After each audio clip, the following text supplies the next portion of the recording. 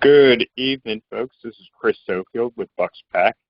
I'm sure we have a couple people on here already, but the call will start at 7 o'clock, and we will probably start the full menu of events at 7:05.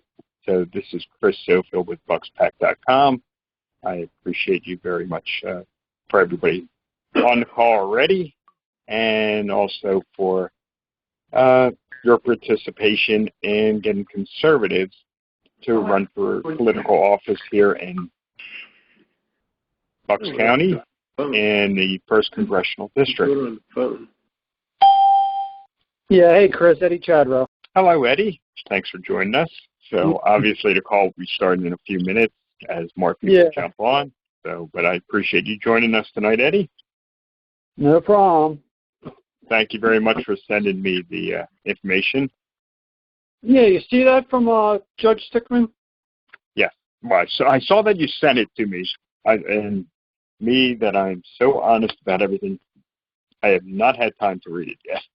You know, and it's long, too. It's 66 pages. I saw that. So, but there's a lot of good stuff. You'd be amazed what the governor was trying to get away with, or has gotten away with.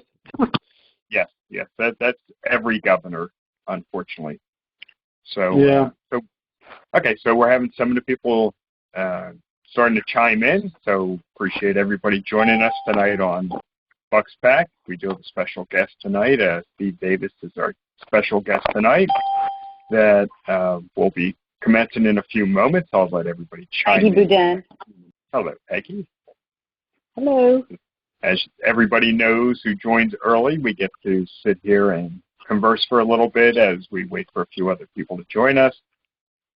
But we should have a nice attendance tonight. We have a special guest tonight, Steve Davis from Convention of States, and we will be speaking about Convention of States, the Pennsylvania chapter, and how it affects the federal government, and we're looking forward to that. And at about 7:05, we'll start our program. So thank you, everybody, for joining us on bucksPAC.com. I think most of the people on the call already know some of the rules, which are to try not to speak over other people. When you are ready to speak, announce your name, state your question or piece, and then say over. So somebody who might have been directed to answer that question will be able to answer without speaking over other people's voices. So we do appreciate everybody joining us tonight, and in a few moments we'll start our program on bucksPAC.com. Over. Chris, this is Steve Davies. I'm on. Thank you very much, Steve Davies, for joining us tonight. And yeah, we'll just give a few more minutes as a few more attendees Move on. come in.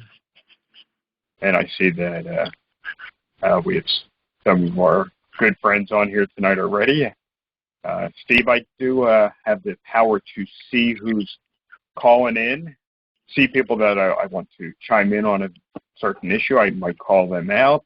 Also, if I see people, if they're making a little bit too much noise in the background, I do have the ability to mute them so that the main speakers or the people who are speaking can be heard by everybody. So don't be offended if I have to mute you sometimes. I'll try to unmute you as quickly as possible when I see that you're not making excessive noises. So thank you, everybody, for joining us on bucksPAC.com tonight. This is our regular Monday night conference call for conservatives and the Republican Party to get together. Hello, Monica. Hello. Please invite your friends to these Monday night calls. We do hold them every Monday night at 7 p.m. Everybody who's on the call was able to figure out how to call in and to use the passcode to be accepted into the call. So it's easy as when you receive that text from us to copy and paste that text and send it off to some of your other friends to have them join us on Monday nights also. So we appreciate the more the merrier, and we do appreciate the support that some of our friends on the call have given us. We run this political action committee on a shoestring, and we're very conservative about our spending. We do keep financial records, as all political action committees have to keep, so everything is on the up and up. But we do appreciate donations that have been made in the past from some of our friends, and some of our friends on here who can support us. We would appreciate that support. You can easily go on to bucksPAC.com, our website, see our bucksPAC homepage with the updates, the Fitz Watch, Fitz being our Republican, Congressman Brian Fitzpatrick, but we do keep a file on him on what he's voting on, and most of the time what he is voting against when it comes to Republican values. So we we keep a detailed Fitz Watch on him. We keep a calendar. Folks are encouraged to go onto our page if you have an event to add to that calendar. We allow people to post on there. We keep an eye on it so it doesn't get out of control, but it's very handy for everybody to do that. And one of the events on the calendar, and I don't see Dawn on here tonight, but I want to give a shout out to Dawn DeLuigi on the fact that she held the Unmasking event in Doylestown, our county seat here in Bucks County. I've seen some photographs. I heard they had a fantastic attendance, and at 2 o'clock on Saturday afternoon, they did an official unmasking of the mask, and I'm sure they all kept social distance to keep everybody happy, but it was to, how do I want to say that? I don't want to say honoring or celebrating our one-year lockdown from our Democrat governor, but when everything was locked down a year ago for a 2-week flatten the curve situation, which went from 2 weeks to 52 weeks now. And we are very impressed with Dawn's effort at our county seat to hold an unmasking event. So just 3 cheers out for her. So thank you very much for Dawn for pulling that off, and that was fantastic. And thank you for pulling off your mask. So it's a little bit after 7 now. I think we have a good amount of attendees here, and I'm going to introduce my guest tonight. So this is Chris from bucksPAC.com. Everybody's welcome to join our conference calls, and also join us on the website. Please share that link out to people. But the question over the last few weeks has been coming up concerning convention of states. We've had some of our attendees bring up that point, and the opportunity presented myself that was presented to me last week for us to have our guest on tonight, Steve Davis from the Pennsylvania chapter of Convention of States, and I'm looking forward to having Steve introduce what they're looking to do with Convention of States here in Pennsylvania and federally across the United States.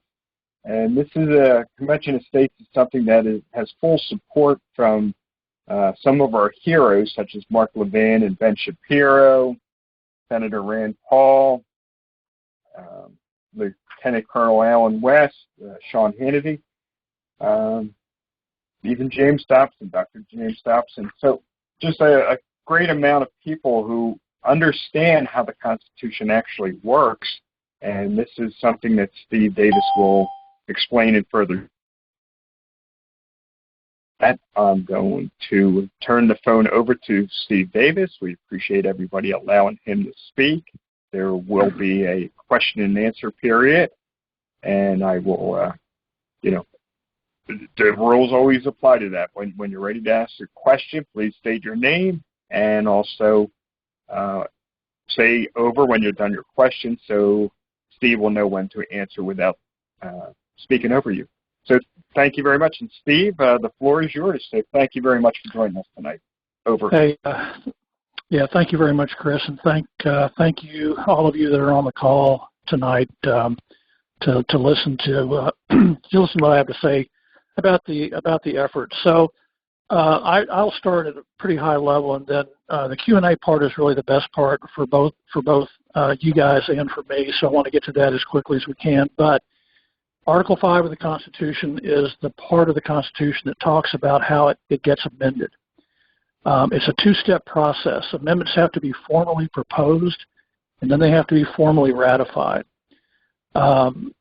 We have 27 amendments to the Constitution, and all of them have gone through this process. That includes the Bill of Rights, the first 10 amendments, and every single one since then. On the well, let me say this: on the ratification piece, there's only really one way an amendment can be ratified, and that's via the states. No federal court, no session of Congress, no president, no one at the federal level has any say over what gets ratified or not. That is entirely up to the states, and it's always been that way, and that's specifically called out in Article 5. But there are two ways for amendments to be proposed, formally proposed. And the first way is the way that all 27 came about, and that is that a two-thirds vote of both chambers of Congress voting to propose an amendment then starts the ratification process.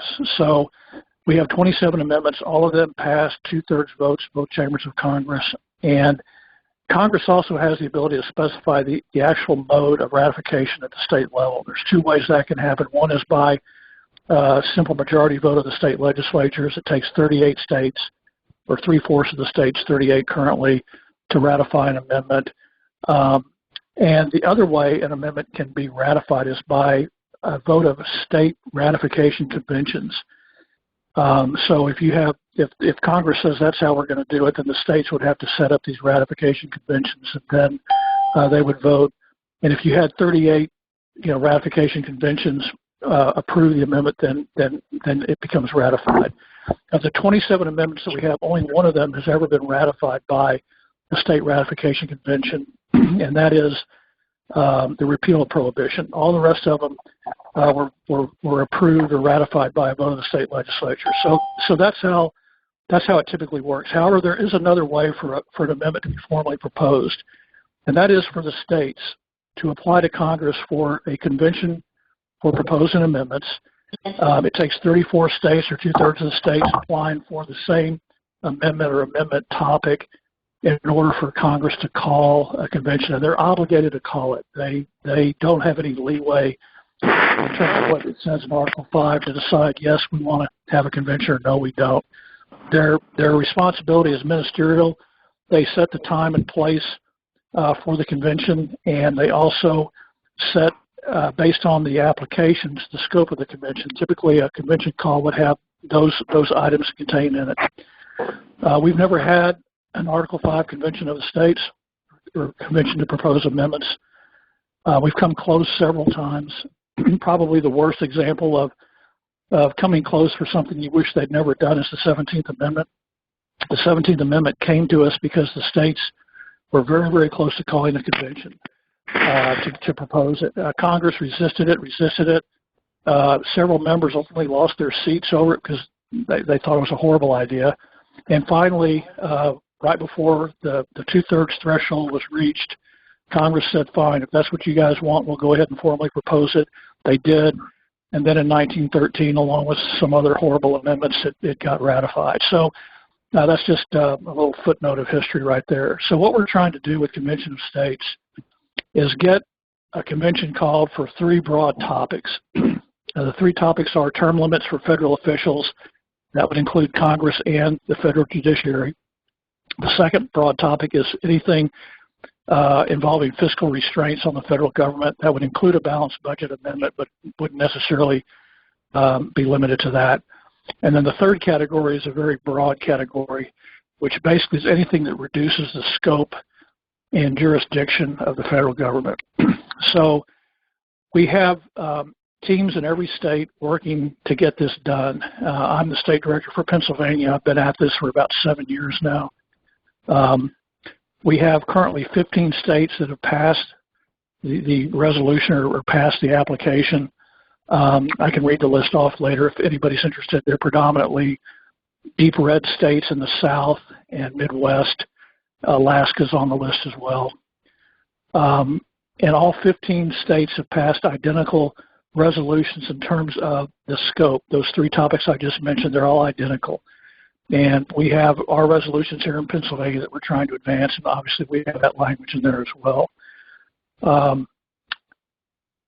We have right now we have a petition that you can sign. If you go to conventionofstates.com, you'll see a petition there that you can sign. And if you do that, it gets in electronically to your state rep and senator. Assuming you include address information, then the system knows how to figure out who your rep and senator are, and they'll get the petition. To date, we've got roughly 72,000 petitions that have been sent to members of the General Assembly. We have almost 80,000 supporters. 72,000 petitions have been sent out, and there's no one in the General Assembly who's not well aware of the effort at this point. It's not a matter of them being aware of it. It's a matter of political will and some other factors that have prevented this from happening. I'll tell you that when I first got into this thing, it did not occur to me that for a state with a majority Republican legislature that this would be a big deal, because effectively it's just a request for a meeting. There's no action by the governor that's required. There's no way a court can block it. It does not involve legislation or taxes or money. It's just a request for a meeting. And it's turned out to be very, very difficult in many states to get this done, including Pennsylvania. The 15 that have passed, I'm sure there was discussion about all sorts of things, is this a good idea or not, but ultimately they got it done. Here in Pennsylvania, there's more to the story regarding our General Assembly and how they feel about the constitutions, both state and federal, as we found out last year. So that's part of the issue. But in a nutshell, that's where we are. I can be contacted via the website. At the end of the call, I'm happy to give out my email address. I get a lot of calls and questions about this and emails, throughout the year. And since we have a full-time legislature, it really never stops, and I'm fine with all of that. So I'm going to stop there and let you guys start asking questions and take this thing in a place that makes the most sense for you guys. Okay, over. Great. Yeah. Thank you very much, Steve. Really appreciate your introduction about Convention of States. So, we will definitely open it up to questions. I guess me being the host, I get to ask the first question. And I believe that you do have an event coming up here in Percy, and if you can let people know what that event is, or if you have any other events happening in the Southeast Pennsylvania area, please feel free to let us know. Over. Yeah, we have, there are 2 events coming up, or 2 presentations, if you will, that we've been asked to make. One of them is now on April the 9th in Lansdale. Patriots Unite, I believe, is the name of the group. I don't have the location yet. Chris, I can provide that to you as I get that, and we can get it out on your website. I won't be able to make the presentation. That'll be a gentleman who's our regional director for Southeast Pennsylvania. His name is Ned Roberts. And then on the 14th, as you mentioned, we have another event and in Bucks County, and this is, I believe it's a Republican club, maybe a Republican Women's Club, I believe it is. And again, I don't have a location for that. It is on the 14th. I will be at that one along with Ned. And as I get more details on time and location, I think they're both at 7 p.m., but as I get more details on location, I'll let you guys know. I think that's it for Southeast PA right now. There is a Freedom Fest that's put on, and I don't remember the organization. It'll be May 15th. And as I get more details on that, there's supposed to be a list of speakers, representatives and senators, that kind of thing, and then they've asked us to be there as well. So as the Capitol and as things start to hopefully open up, we can take off, the masks and all that stuff and get back to business in Harrisburg. I'm sure more stuff will come up, but that's all I have on the calendar right now. Over. Steve, could you repeat those dates again? Yeah, the first one is April the 9th. I believe that's a Friday. Okay. And that one is in Lansdale. April the 14th is, what's the name of the town, Chris? I forget now. Percy? The Republican Women's Club. Yeah, Percy, that's right. Okay. That's on the 14th. And then the next one is May the 15th. But that one is over near Lancaster, I believe, so a little bit further away from you guys. Okay. And so thank you very much for clearing that up. And then April 14th, which is Tax Day Eve, so we can all enjoy that holiday. Yeah. And I believe somebody was going to ask a question, so I'll open the floor up to for questions to Steve Davis of Convention Estates. Over. Yeah. John Carver here. How you doing? Hey, Hello, question. John. What is the website for Convention Estates in PA? What's the address? Say that again. What is the website? The PA website. Well, if you go to the national website, there's a state blog that we post in, but not very frequently. But that's one place you can go if you want to try to avoid social media. We do have a Facebook page that's been fairly active over the years. We're in the process of migrating onto other platforms, but the Facebook page is still out there. I believe it's Convention of States, Pennsylvania, or Pennsylvania Convention of States. I'd have to go look, but you can find it on Facebook pretty easily, I would think. If you want to avoid all of that kind of stuff, though, the best way to reach out to us is just shoot me an email, and I can get it to the right people, or answer it myself. I get a fair amount of emails from the national organization. They're forwarded to me from folks that have asked questions online. So our online presence is probably not as robust as it should be. We recently picked up a volunteer who has a social media marketing background, does it as a job, has clients, that kind of thing, and she's going to help us, up our game, if you will, in that regard. Okay, Steve, what's your website, or what's your email address that we can contact you? My email, I'll give you two email addresses. The first one is steve.davies, that's DAVIES, at cosaction.com. If you send an email to that address, the first thing I do is I forward it to my personal email address, which is ssdavies, DAVIES, 1, at comcast.net. I do most of my email, virtually all of my email, via comcast.net for a range of reasons. But anyway, you can get a hold of me either way. Okay, thank you. I don't mean to be dominating all the questions. Wendy Thomas is my local state representative. Any action we can take with her, or any recommendation, or any recommendations there? Yeah, I'll tell you. Our resolutions have not been filed yet. We're trying to line up a couple of prime sponsors.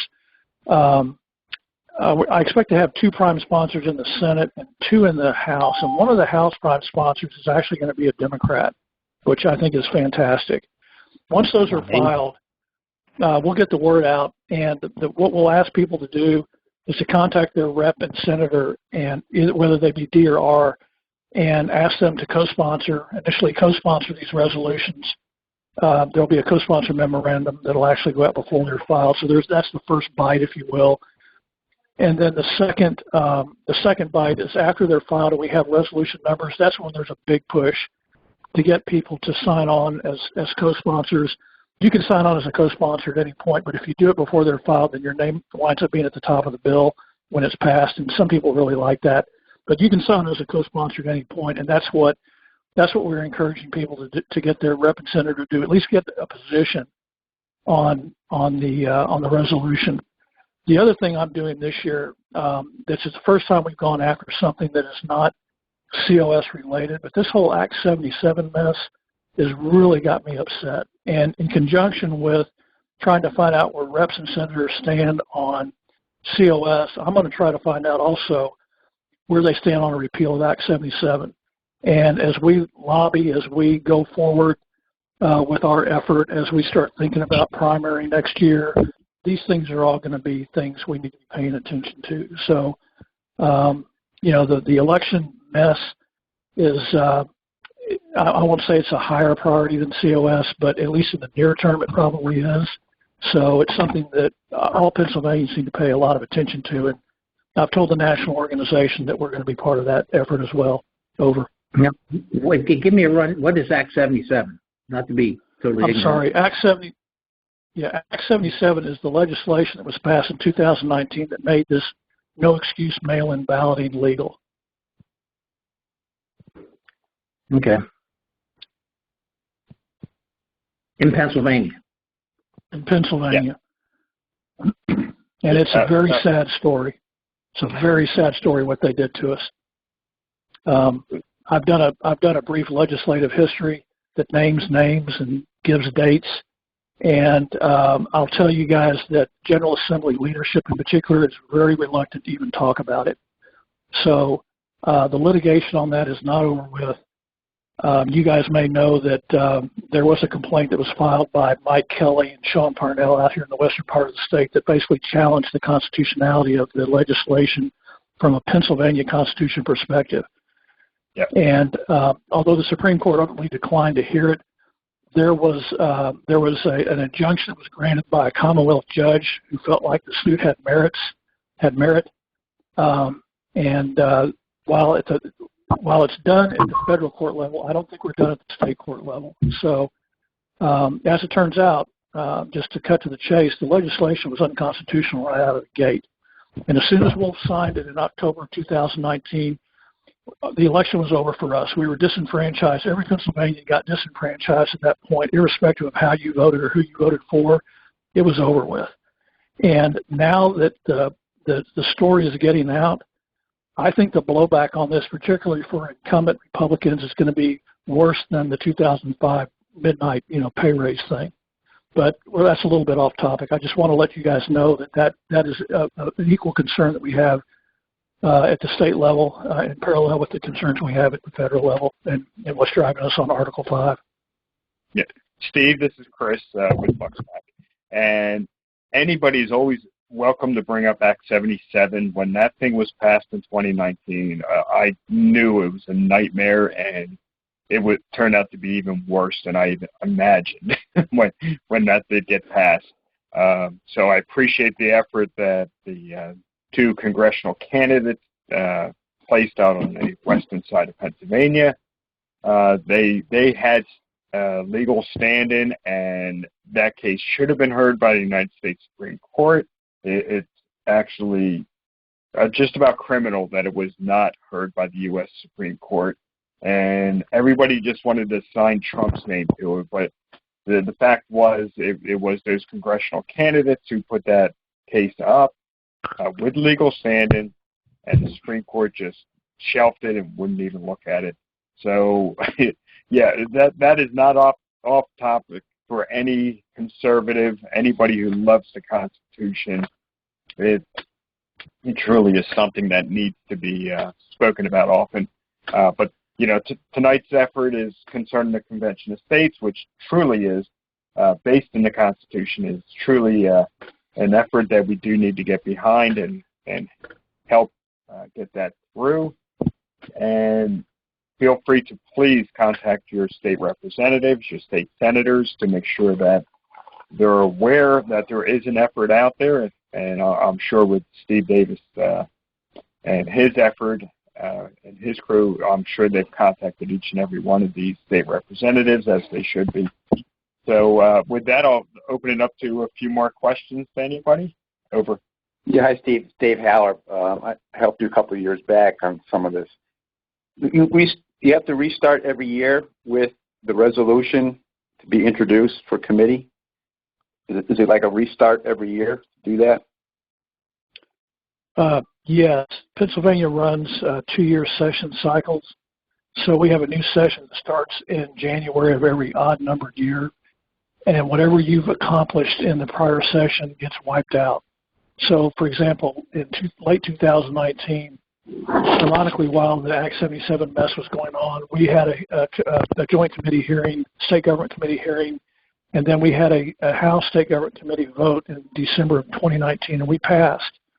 And coming out of that, I had high hopes for 2020 relative to our ability to at least get a floor vote in the House, if nothing else. Well, that all went in the toilet pretty quick, as you guys know. And so 2020 was effectively a null year, just a dead year for us legislatively. So that committee vote we had in 19 is now wiped off the slate. We've got to start all over. Okay. Just a follow-up question. I remember FOAC, Kim Stoffler, in those committee hearings was pretty much an anti-COS. That's probably he's pretty adamant about that when I've talked to him. So what's the thought on how to deal with the Second Amendment issue when people throw that up with the worry about it? What's the best way or the best response for that? Over. Well, yeah, you can go online and see the committee testimony. I've met with Kim many, many times. We've had email exchanges over this, and his view has not changed one iota.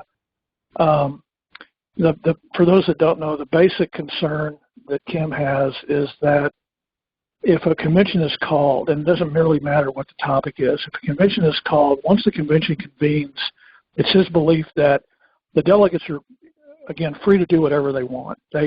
Even though they may have instructions and commissions from their states, there may be recall provisions, there may be, criminal, civil charges. Some states have that if a delegate goes off the rails. He doesn't care about any of that stuff. In his mind, there's nothing that prevents the convention from deciding, we don't care about these three buckets that the COS, put up. We're gonna start with either a brand new document and rewrite the entire Constitution, or, in Kim's case, more problematic or equally as problematic is we're going to somehow gut the Second Amendment. And depending on what some organization's pet issue is, you can just go down the list and say, well, this could happen or that could happen. The basis for that concern, and he's not alone in this. There are other organizations. Eagle Forum is one who has always opposed an Article 5 convention, at least going back to the early 80s when Phyllis Schlafly was still around. And then the John Birch Society has also been in opposition to it. They've been kind of on both sides of this thing, but for the last, 40 or so years, they've been on the opposition side of it. And all of this opposition is predicated on what I consider to be a gross misunderstanding and misstatement and deliberate falsification, if you will, of what actually happened in Philadelphia in 1787. There is a belief that convention actually ran away.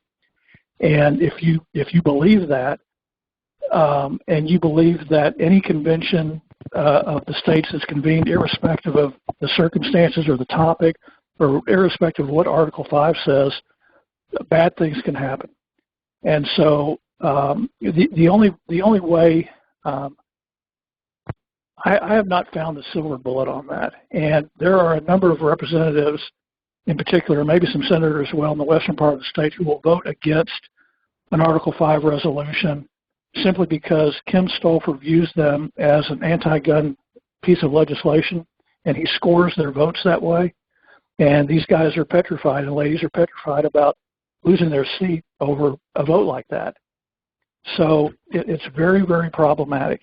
And, Darrell Metcalf, who is a big friend of the Constitution in the General Assembly, is one of those guys. He's probably the leader of the anti-COS kind of voting bloc in the House, which is a shame. And, given what's happened since the election, I don't see how anybody can be fearful of an Article 5 convention for any reason, given what's going on in D.C. And it's going to be this way for at least 2 more years. Maybe we can flip one of the houses in 2022, but some really bad things are going to happen to the Constitution and to the Bill of Rights over the next 2 years. So, I understand fear. I understand that being informed by fear is a good thing, but being paralyzed by fear is not. And in effect, that's where some of these folks have gotten to relative to Article 5. It's not logical. It's not rational. I've had a really, really tough time dealing with it because it's a bit of a fairy tale, and I don't know how you fight a fairy tale. But in any event, we'll give it the best shot we can. And what I will be telling people, and this goes back a little bit to the election thing, is that, look, these last 2 years, our General Assembly has demonstrated that relative to Article 7 of the state constitution and Articles 1 and 2 of the federal constitution and Article 5, they've demonstrated that they don't care about it. And so I will tell people that it's nothing personal against these people. They apparently weren't selected to make the right kinds of decisions relative to their oath of office. And what that tells me is we need to start swapping people out. And I don't care if it's Darrell Metcalf or who it is, we have to insist that these things happen. We have to insist that their number one job is to defend the constitutions and protect protect us relative to what those documents say. And I don't see how any Pennsylvanian who's paying attention can't have a very negative view of the General Assembly, particularly given the fact that it's Republican-led. It's just been horrific, and it's hard to say a whole lot more about that. But I do hope that there's going to be some significant changes to the roster after the 2022 election. Over. Thank you, Steve. This is Chris Sopio from bucksPAC.com.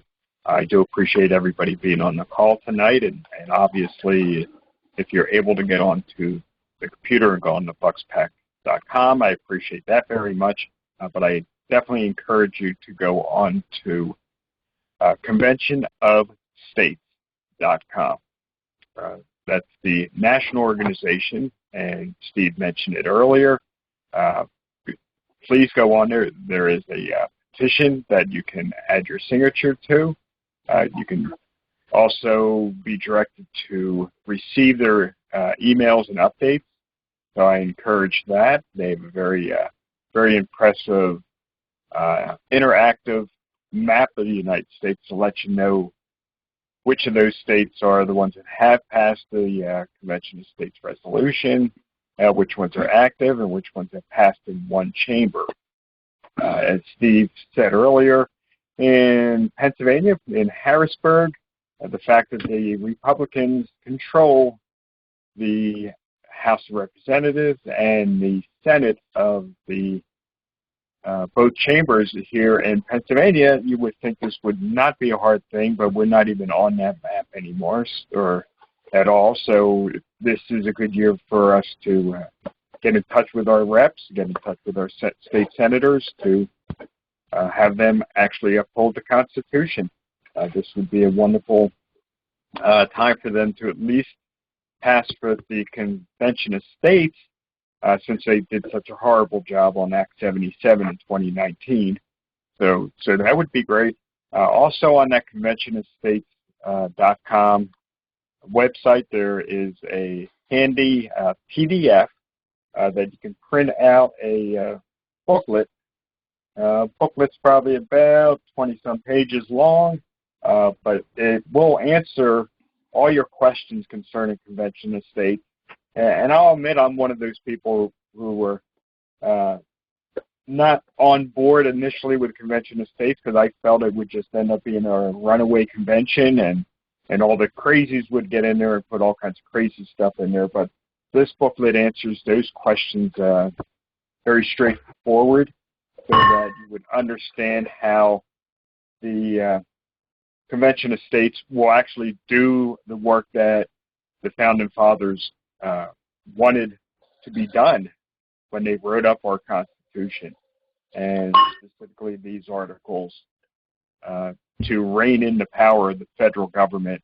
And if anything needs to be done currently, it will definitely have to be reined in because our current federal government has no break or no governor on them to slow down their spending, to slow down their grabbing of guns.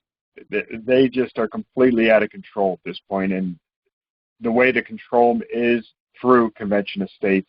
and our genius founding fathers understood to write that in there to keep an eye on them. Steve, am I giving all the right information on that, so I'm directing people correctly on this? Over. Yes, that's correct. The pocket guide especially is very helpful.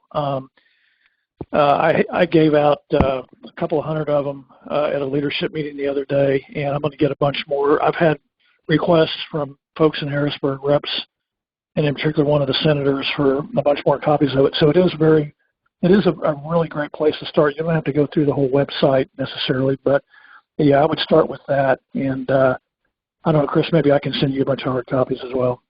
Over. Yeah, we would appreciate that very much, so we get that out to our friends here in Bucks County in the 1st Congressional District. And I don't want to be remiss, there is a sliver of Montgomery County in our 1st Congressional District, so my friends over there too.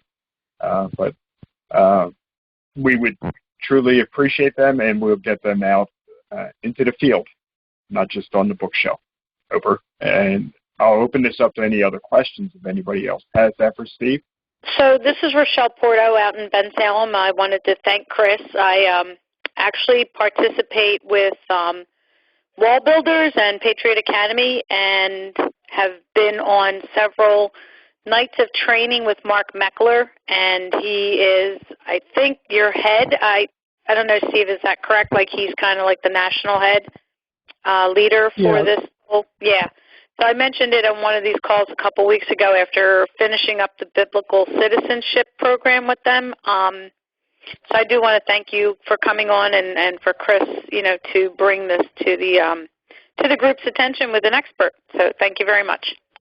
Yeah, Meckler, just as an aside, co-founded this thing with Mike Ferris in late 2013. Meckler, as you may know, is also now the interim CEO of Parler. Right. So he's pretty active in the space, obviously, conservative grassroots activism, and we need to bring to bear every weapon we have in this fight, including Article 5. I don't think anything can be discounted. We've got real problems nationally. So Steve, I'm kind of curious. Do you think it is an education issue? I mean, let's face it, they haven't taught the Constitution in a really long time in our school systems and so forth. Do you think that our state General Assembly is just as ill-informed and just listening to maybe just extremes, like you mentioned, Metcalf and so forth? I didn't know that about them. Over. Yeah, there's no question about that. I've told people that the General Assembly is really a reflection of us. And so while I'm furious with the General Assembly, we all need to be, and we all need to, be honest with ourselves about the people we elected and put in there. We have this COVID pandemic. I would tell you that there's a much worse pandemic, and that's ignorance of the Constitution. And you're right, it has not been taught in the schools at all. I have a view that if I could wave the magic wand, anytime somebody gets elected, and probably on an annual basis to the General Assembly, they need to go through some sort of Constitution refresher course because they just are clueless. They're either clueless or spineless or both. And, clueless, we can deal with through education, but the spineless part is where I think we need to start changing some folks out. And, it's just a shame. It's not unique to Pennsylvania. I'm a native Texan, and there are significant cultural differences between Pennsylvania and Texas, and that's why Texas and some other states that are similarly situated, they're really big on small government at all levels. This resolution was a lot easier lift for them than it is for Pennsylvania. This has turned out to be not an easy lift here, and a big part of that is where the people here are in terms of what they expect from government and how they hold government accountable. One of the things that encourages me about where we are right now is there is so much anger in Pennsylvania over Act 77 and over what Wolf and his friends did with COVID. We need to take advantage of that anger. And now that people are focused on our government and the people that lead our government, we need to, again, this is the time to make some progress here in Pennsylvania and show people, look, there's a different way. It doesn't have to be this way. We don't have to be locked down with, minimal economic growth at times. I mean, there's things that we have under our control that we can make adjustments to, and that's what we need to be about. So we can learn from what other states are doing, and we should be doing that. That's what the framers intended. The states were supposed to be laboratories of solutions to problems, and what's happened over the last 100 years because of our own lack of understanding, I guess, of what the framers intended. It's now a one-size-fits-all type of a game. It was never supposed to be that way. So education is a big part of it. Right now we're having trouble overcoming opposition from the far right, but I'll tell you, the far left fears an Article 5 convention more than anything, because an Article 5 convention has the power to undo a lot of the judicial activism that got us what we have by them over the last 100 years. So, again, I agree with you. I think it is mostly education. Over. Okay, it's 7:45.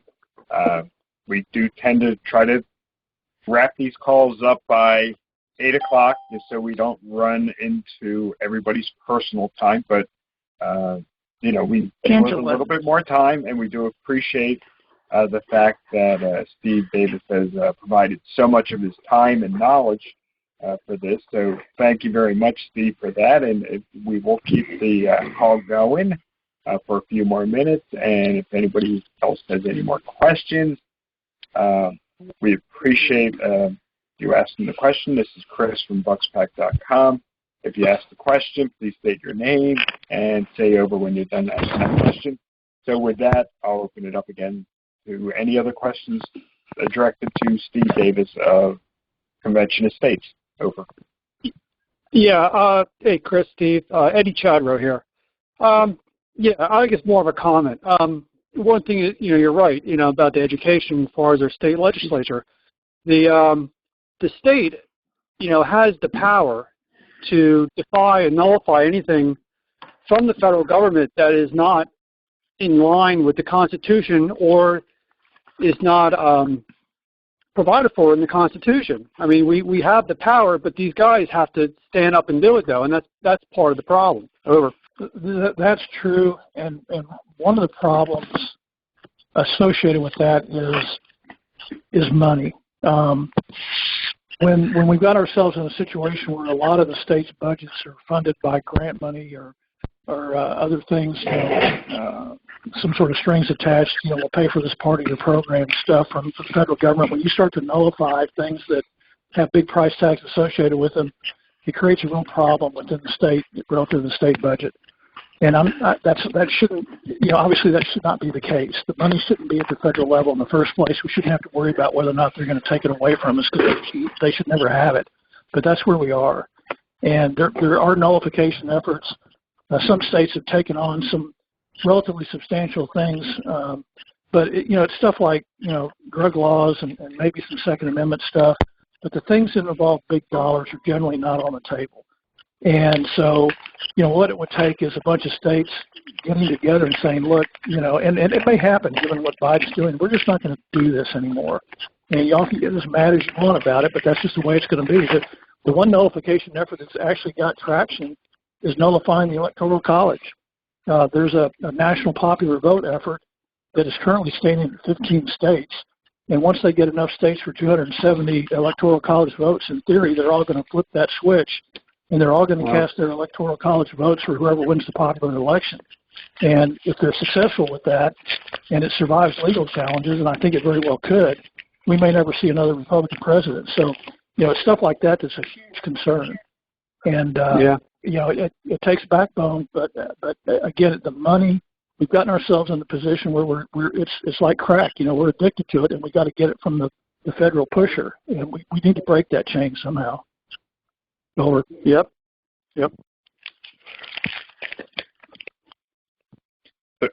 So, Steve, this is Chris Sofield with bucksPAC.com. So, you were so correct about where we're going with some of this, and that popular vote garbage is a complete mess. That is just showing the ignorance of the American populace who don't understand the brilliance of our founding fathers and why they set up programs such as the Electoral College, and of course wrote up the Constitution as it is written.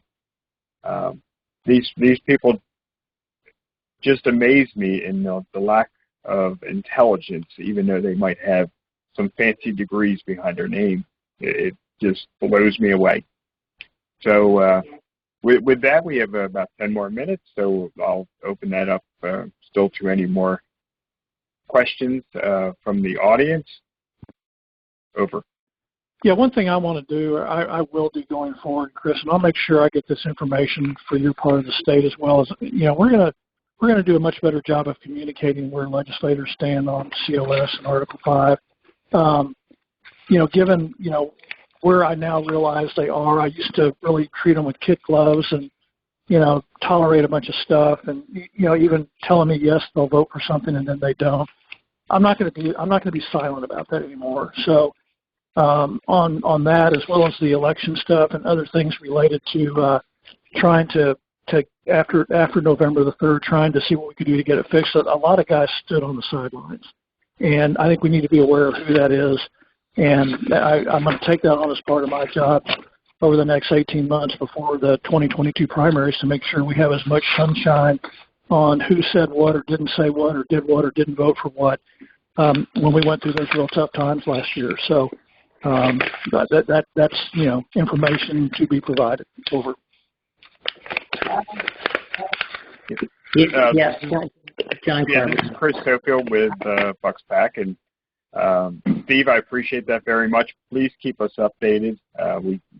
We try to stay in contact with our state representatives. They're supposed to represent us, and if we have a little bit more information on where they're standing on votes, actually in Harrisburg, unlike what they say in their backyard, we would appreciate that information. So please update us as much as possible, Steve. And tonight's guest is Steve Davis of the Convention of States. Please go on to their site. Please support them. We don't want to give to it hurts. We want to give to it helps. And this is one way of helping. This is a good group that is able to do it. I would encourage that if you can, just print out the pamphlet, the pocket guide. Comes out very nice. That's what I did with mine out of bucksPAC, because everyone that they give away has a cost, and as we all know, something as simple as running a website has a cost. You have hosting fees and other fees that do require donations to help out. So obviously, give local, bucksPAC.com, give to Convention of State, give personally to candidates who are running for primary office. So give it to them personally. I'm not a big fan of giving money to the RNC. I think it just stays in Washington, D.C., and then beefs up their power instead of the power of the local people who are actually making that commitment to run. So if we have any other questions for Steve Davis of Convention of State, we probably will be closing up the call. So the floor is open. Chris. Yes, Jimmy Clinton. Chris. Yes. What's coming up this coming Saturday at the VFW? Yeah, so Jimmy's staying local, so I appreciate that very much, Jimmy. It's not my event, but it is Andy Meehan's event. He is having that in Warminster. It is at the VFW on Lewis Drive. Lewis Drive is right off of Street Road, so it's easy to get to. This VFW is right across the street from Planned Parenthood of Bucks County, so if you're familiar, if you protested out in front of them, you'll know where the VFW is. But he is having an event with his band, and I don't have the details in front of me, besides the fact that I believe it starts at 6 o'clock at that VFW this Saturday night, March 20th, and he's asking for a donation of $25 because of the hall rental, and that's about all. But I would encourage anybody to go on to the Right for Bucks Facebook site. I know it's listed up there, and you can find that out. But as probably everybody on this call knows, and I don't know if Steve Davis knows, but Andy Meehan is the fellow who tried to primary Brian Fitzpatrick out of office in our congressional seat, and they did the good fight, and we appreciate the effort he put into it. But he has not given up, and the fact that he's building a grassroots effort, he's getting people involved, even in an off-year election. He's getting people involved to vote in the off-year primary, which everybody on this call probably knows has the least amount of attendance for any election. So he's doing a good effort with that, and I encourage people to go out and support him. And everybody who knows Andy's know you're going to have a fantastic time at any Andy Meehan event, because his band is the best classic rock band out there, and he does a wonderful job. Steve, you're probably a little bit too far to drive out here, but you'll be missing a very good show. Over. Well, I'll try to catch him next time I'm out that way. As I get a chance to talk to legislators more and more as we get past this COVID nonsense, I hope to be across the state pretty frequently. Yeah. Over. Very good. Very good. So, Steve, I'll let you close up with a comment, unless there's any other questions out there. Yes, Jim. One more question. On Saturday, I believe that the Trump store will be at the VFW. Yes. Plus, there may be a couple of unendorsed candidates for election there this year. There's a couple of unendorsed candidates running for county office. Yes, there are. Very good people. Yes. Yeah. My feeling would be that Amir, who is running for judgeship of the Common Pleas Court here in Doylestown. So I know he will be there, but I'm not sure of the other lineup of candidates. But like you said, these are great Republicans who are running for office. They're not endorsed by our county. I think Andy Warren will be there, who's running for controller. Yes, he is. County controller. And there might be there's a lady running for county profanatory who's unendorsed. I don't remember her name, but yes. Does anybody know her name? I think it's Hannigan, if I'm not. It is. It's Jennifer Hannigan. That's Jennifer Hannigan. Okay, and I was not aware Andy Warren was going to show up to that event. I did get a thank you letter from him because he did receive 683 signatures to get onto the ballot. He needed 250. So I had 85 signatures for him. There's a lot of good people who want to run for office and want a primary so we can have real Republicans run for office. So I appreciate you talking about that event, Jimmy. And, everybody's welcome to join that. And you can go on to Andy Meehan's page and Andy Meehan's Right for Bucks page, and that will have the specific details on there. And with that, it's 8 o'clock. We're very close to it. And I'm going to tie this up in a bow and thank Steve Davis of the Pennsylvania chapter of the Convention of States for joining us tonight, for answering questions tonight, for setting the record straight concerning the Convention of States and how it actually helps and it's not going to turn into a runaway convention. And with that, Steve, if you want any final words, I'll open up the mic to you. Yeah, just thanks a lot, Chris, and I'll be in touch. I'll stay in touch, and if anybody has any questions, just feel free to email me. They can get my contact info from you if they misplace it. So you guys have a good evening and a good week, and keep up the good fight out there in Bucks County.